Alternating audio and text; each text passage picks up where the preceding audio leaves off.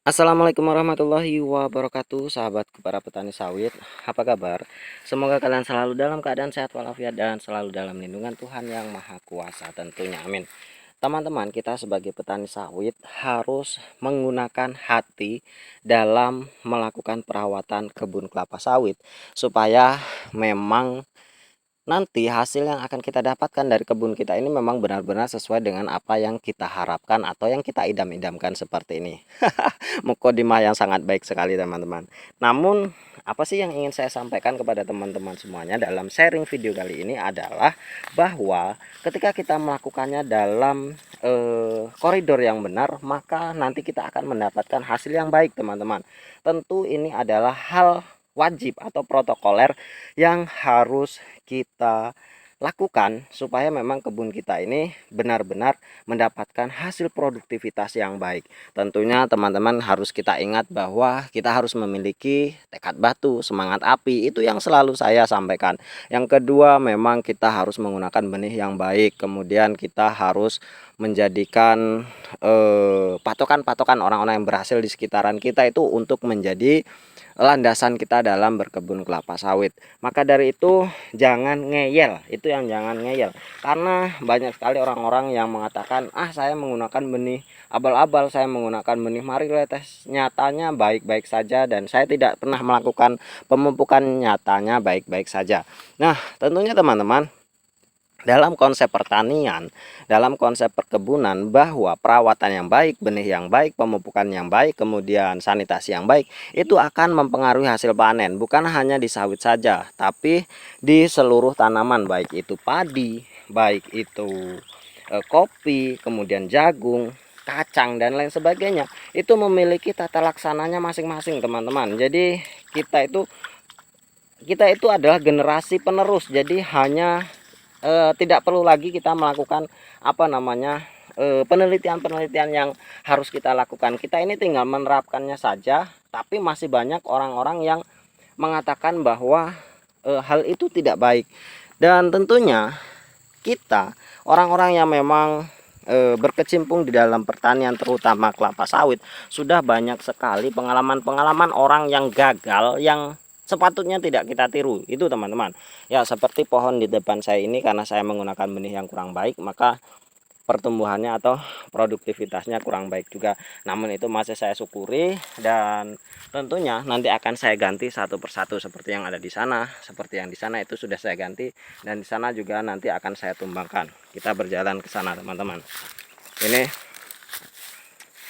Ini saya ganti dengan benih yang baru, yang varietas yang jelas teman-teman, dan tentunya bukan hanya satu atau dua batang saja yang memang tidak memiliki produktivitas yang baik, dan tentunya itu harus kita hindari.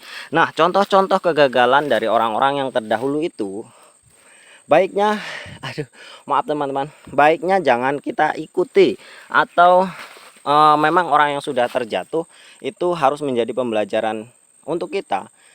Bagaimana caranya itu kita tidak ikut-ikutan terjatuh teman-teman. Nah, kalau bisa orang-orang yang memang sudah terjatuh ini kan memberikan ilmunya, bagaimana tata laksana berkebun kelapa sawit, kesalahan mereka itu di mana, kemudian apa sih yang menyebabkan mereka itu terjatuh. Itulah yang harus kita gali, itulah yang harus kita benahi, supaya memang kebun kelapa sawit kita ini memang benar-benar berproduksi secara baik. Tentunya teman-teman, tutorial-tutorial yang banyak sekali di YouTube, testimoni-testimoni yang ditunjukkan oleh orang-orang yang memang menggunakan benih yang bagus, perawatan yang bagus, itu banyak sekali. Tinggal kalian itu pilih-pilih saja mana yang baik. Dan tentunya teman-teman, semua konsep pertanian itu sama. Semua konsep pertanian itu sama. Yang pasti, yang pertama adalah benih, seperti yang sudah saya ucapkan tadi. Yang kedua adalah pupuk, dan yang ketiga adalah jarak tanam. Itu yang harus kita perhatikan betul-betul, terutama di dalam kebun kelapa sawit. Karena kalau kita sudah seperti ini teman-teman, kosong ini bukan sulap, bukan sihir teman-teman, namun ini benar-benar kosong, hanya ada satu. Nah, seperti ini, apa yang akan kita rasakan? kita mau bicara apa, kita mau bercerita apa kepada orang lain yang memang kita harapkan mimpi kita ini memang pada dahulunya memang benar-benar kita ingin mendapatkan 1 hektar 3 ton, 1 hektar 2,5 ton, atau bahkan bisa 4 ton. Bisakah terwujud ketika seperti ini? Nah, yang seperti ini tentu akan menjadi pembelajaran bagi kita.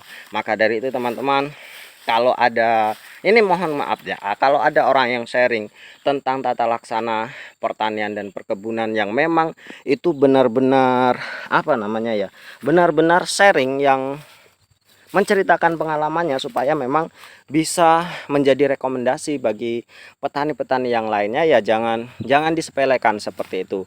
Karena kita itu mengambil prioritas teman-teman. Selain prioritas, kita mengambil mayoritas.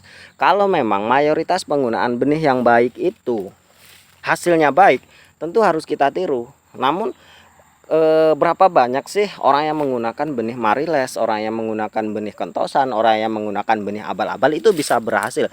Berapa persen? Mungkin iya, mungkin ada yang berhasil. Namun persentasenya apakah lebih banyak ketika orang-orang yang menggunakan benih yang baik atau benih dengan varietas yang jelas?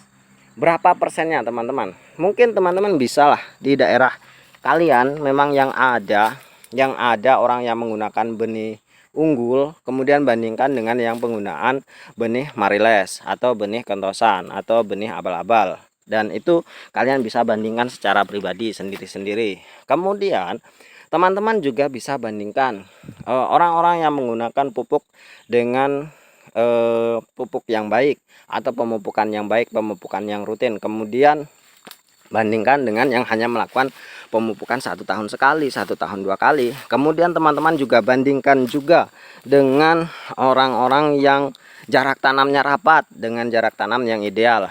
Kemudian teman-teman juga bisa belajar bagaimana baris mata 5, baris mata 4 atau hal lain sebagainya. Lalu teman-teman juga bisa bandingkan sendiri kebun dengan sanitasi yang baik, dengan kebersihan kebun yang baik, dengan kebersihan kebun yang buruk. Teman-teman bisa bandingkan, dan tentunya hal ini sudah menjadi rahasia umum di mana perawatan yang buruk itu akan menghasilkan produktivitas yang buruk. Tidak ada ceritanya bahwa kebun sawit yang memang dilakukan perawatan seadanya itu akan menghasilkan hasil yang luar biasa. Itu tidak ada teman-teman, tidak ada sama sekali. Hanya segelintir, mungkin ya saya sih belum menemukannya teman-teman. Apapun alasannya, saya rasa itu belum ada. Nah, belum ada yang demikian, karena setahu saya di tempat saya mana yang menggunakan benih unggul itu hasilnya akan baik, bahkan ketika dibandingkan tonasenya per hektarnya dengan orang-orang seperti saya yang terlanjur menggunakan benih abal-abal seperti ini yang kosong melompong, bahkan putar sana kosong melompong. Ini hasilnya sangat miris teman-teman, sangat-sangat menyedihkan lah menurut saya. Dan tentunya hal ini bisa menjadi pembelajaran kita bersama. Jangan sampai teman-teman itu terjerumus di dalam lubang yang sama seperti saya. Maka dari itu saya selalu sharingkan pengalaman saya kepada teman-teman, dan saya motivasi teman-teman supaya memang mendapatkan hasil dari kebun sawit yang maksimal. Mungkin hanya ini teman-teman. Terima kasih atas perhatiannya. Wassalamualaikum warahmatullahi wabarakatuh. Semoga bermanfaat.